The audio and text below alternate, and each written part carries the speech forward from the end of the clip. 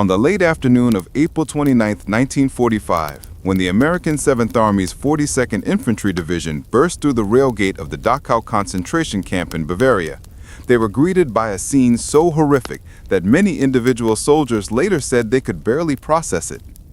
Piles of emaciated corpses, the stench of death, and living prisoners staring at their liberators with eyes that had seen almost everything. The cruelty, the starvation, the shooting. These liberators were combat-hardened men, yet even they described a visceral reaction of shock, revulsion, and rage. What followed in the coal yard at Dachau, where a number of surrendered Nazi guards were lined up and then shot, has become one of the most debated episodes in the final weeks of the Second World War. The question that still haunts historians is simple, yet profound. Why were these captured guards shot? To grasp the reasoning, we must place ourselves inside that moment of liberation. The guards were members of Waffen-SS, or SS-affiliated camp personnel, the very people who had overseen death, starvation, forced marches, and the systematic annihilation of untold numbers of prisoners. Many of them had personally executed prisoners, participated in selections, or turned barracks into killing zones. The Americans and other Allied troops arriving at Dachau walked into one of the most emblematic sites of Nazi atrocity. One historian notes that as many as 15,000 prisoners died from typhus, exhaustion, and outright murder in early 1945 alone at Dachau. For the American soldiers, some of whom had witnessed the stacked corpses, the pits of bodies, the crematorium still burning, it wasn't just victory, it was a moral confrontation with evil incarnate. The captured SS men stood, many calmly, many terrified, at the threshold of retribution. What appears in the historical record as reprisal killings or retaliatory shootings is in part an explosion of moral fury by veterans who believed they had met the agents of genocide. In one official summary of the Liberation Communique, Commander Dwight D. Eisenhower reported liberation of approximately 32,000 prisoners and rapid neutralization of about 300 SS guards. So, one dark reason is clear: revenge and moral outrage. But that alone doesn't satisfy historians, because the killings were not uniformly sanctioned, not clearly ordered from high command, and in many cases violate the laws of armed conflict, even as they reflect the human breakdown under horror. For example, the so-called Dachau Liberation Reprisals document that an estimated 35 to 50 SS personnel were killed by American troops and/or prisoners after capture, though the exact number remains contested. Another factor emerges when we analyze broader context: the fear of escape, an active threat. Many of the SS guards were found armed. Many fired on Allied troops or attempted to flee. The chaotic scene of a collapsing Nazi regime, plus hundreds of liberated prisoners, disoriented, starving, enraged, meant guard surrender didn't automatically equal safe captive. In the coal yard at Dachau, photographs show guards grouped with arms raised, while men in the background lie or feign death, and American troops appear to be preparing to fire. This suggests some captured guards attempted to escape or resist, prompting immediate deadly response. A third piece to this puzzle is the breakdown of command and control in the final days of the Third Reich. The SS and German Guard units were in disintegration, some fighting to the last man, some abandoning posts, others turned away by regular Wehrmacht units.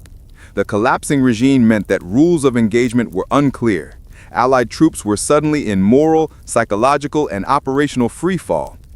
Some captors found themselves deciding on the spot about what to do with these men whose crimes and surrender status seemed to place them outside normal prisoner of war protocols.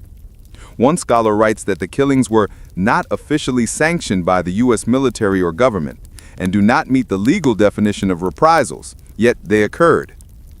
But of course, the story is more nuanced. Some captured SS men were taken into custody, tried at war crimes tribunals, and executed later under due process, such as the camp guards at Auschwitz concentration camp.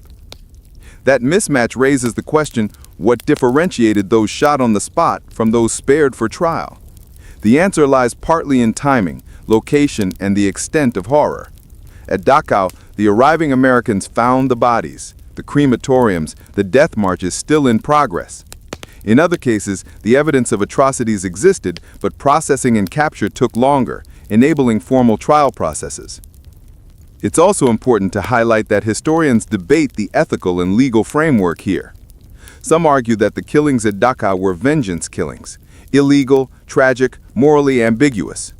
Others insist that in the final days of a total war, when captured men were actively engaged in criminal systems of genocide, the clear dividing lines of conventional warfare no longer applied. As one analysis states, these deeds did nothing to contribute to the liberation. They violated international humanitarian law. Another layer relates to the symbolic dimension of killing SS guards promptly. The SS had become the living embodiment of Nazi terror, not simply a combat force, but the instrument of extermination, death camps, and death marches. By shooting these men on sight, many American soldiers believed they were delivering immediate justice for years of unspeakable atrocities. That logic, while understandable psychologically, complicates the post-war narrative of disciplined Allied conduct and raises questions about whether a line was crossed when victors executed captives without trial. From a viewer's standpoint, the story of why captured SS soldiers were shot contains three overlapping motives: the visceral horror of what liberation troops found, the operational reality of captured guards still posing danger, and the collapse of legal protections for what one side judged to be war criminals. These converge in moments like Dachau, but they also echo in smaller and less well-documented incidents across Europe in 1945. The phrase dark reason is fitting, not just because the killings occurred in dark circumstances, but because they reflect how war's end tore away not only regimes, but moral certainties. For the American audience aged 35 to 85, this topic resonates with broader questions about war, justice, and memory. What happens when liberators become executioners? How does one measure justice when the law lags behind the battlefield? And how should we remember sites like Dachau, not only for the victims, but also for the moral complexities of liberation and its aftermath?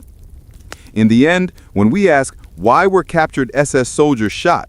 The answer is multifold: a shock, vengeance, battlefield danger, and the collapse of normative frameworks of war.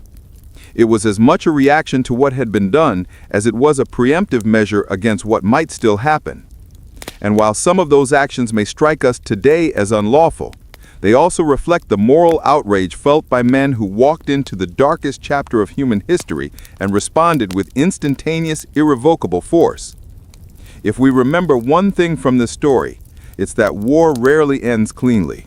Even those on the side of liberation sometimes face choices no training or doctrine had prepared them for, and their decisions remain etched in history as much in shadows as in light.